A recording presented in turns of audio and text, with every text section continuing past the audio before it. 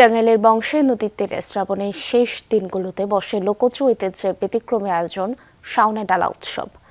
স্থানীয় লোকসংস্কৃতির সঙ্গে গভীরভাবে জড়িয়ে থাকা এই উৎসবের মূল বিষয়বস্তু মনসামঙ্গল কাব্য। বংশাই নদীর পাড়ে আয়োজিত এই উৎসবকে ঘিরে স্থানীয়দের মাঝেও তৈরি করা হয়েছে ব্যাপক আগ্রহ।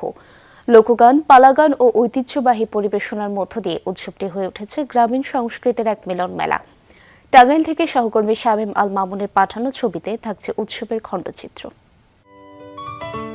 সিলন টি রপ্তানিতে শীর্ষে।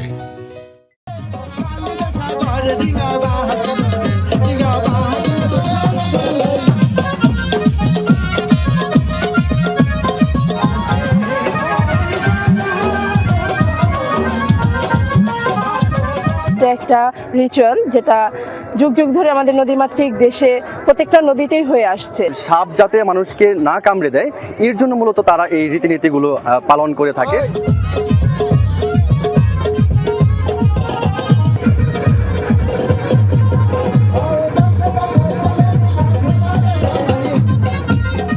বাংলাদেশের মধ্যে যে একটা বহুমাত্রিক বিশ্বাসের স্থান আছে সেটা নিয়ে আমাদের সবার গর্ববোধ করা উচিত। সবাই সহযোগিতা করে আমাদেরকে, সবাই ভাই বোন একসাথে চলাফেরা করি, একসাথে নৌকা নিয়ে আমরা আসি।